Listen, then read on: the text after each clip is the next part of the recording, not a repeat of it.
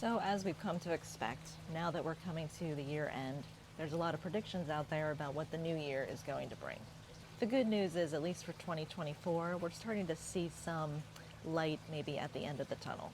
A lot of the experts think that 2024 is going to continue to be a little bit of a bumpy ride. Even though the talk is that interest rates are going to decrease, none of the experts believe that we're going to bottom out or have a dramatic fall. More likely, what they believe is going to happen is that rates will drop a little bit and then stabilize and become our new normal.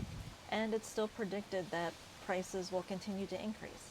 It is anticipated that the pent-up buyer demand will continue to outpace supply and, in effect, continue to push up prices.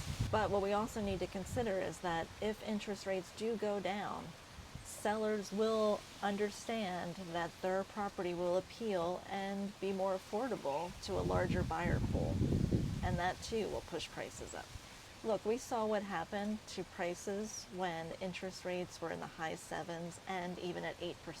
They really didn't budge. In fact, they kind of flatlined. Just imagine what'll happen when interest rates do drop back a bit.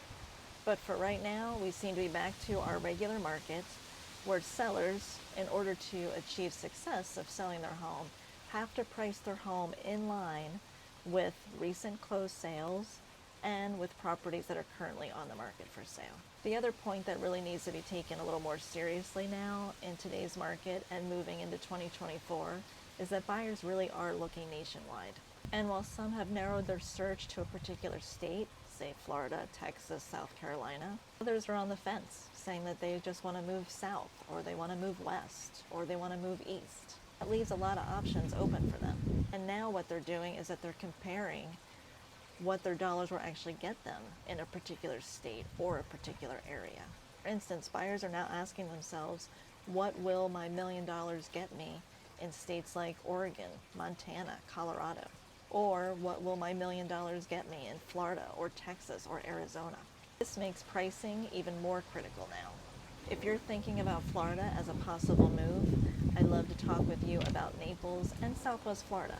Call, text, or email me so we can start exploring for you. Naples is once again approaching its busy winter selling season. That may sound a little foreign to you because I think a lot of you are living in areas where spring and summer are your busy selling seasons. But here in Florida, winter is the key season. January, February, and March are traditionally the months when a lot of sellers put their homes on the market for sale in anticipation of the heightened buyer activity. We did see more homes come on the market in October, and we saw a little bit of a bump in November as well, which is a good sign. Just to give you some numbers, as of the end of October, Naples had 3,367 properties on the market for sale. And as of the end of November, Naples had 3,672 properties on the market for sale.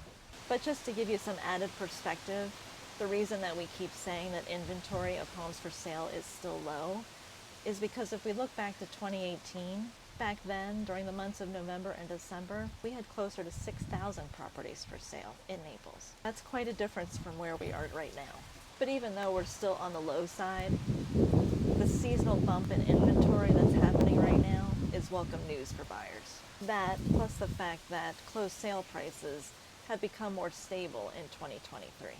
But buyers should be aware, at least historically speaking, that increase that we're seeing right now in our seasonal inventory is typically absorbed by spring because we have such a high buyer demand during the first quarter of the year.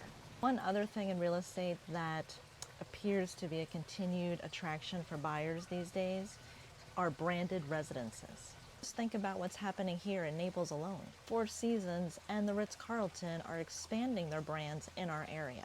They are creating more residential offerings out by our beaches, and no matter the price point, buyers are very eager to be a part of it because they are familiar with the level of services that names like the Four Seasons and the Ritz-Carlton provide. And frankly, they just want that to be part of their Florida home. As I've said before, it's really anyone's guess as to what's going to happen in the new year or the years to come. We can really only go by the information that we have now at our fingertips and use that information to determine if it's right to make a move now to the place that you've always been dreaming about. But what I can tell you is that I've had buyers sitting on the sidelines now for, in some cases, even a couple of years, waiting for things to change, whether that change was prices or a change in interest rates or even a change in inventory. And I'm now starting to get calls from these folks because they've been waiting and watching the market, and they feel like maybe now might be the time to restart their search. If you're in that camp and you want to start exploring the Naples, Bonita Springs, or Estero markets, feel free to contact me. I'd be happy to help you too find your place here in paradise.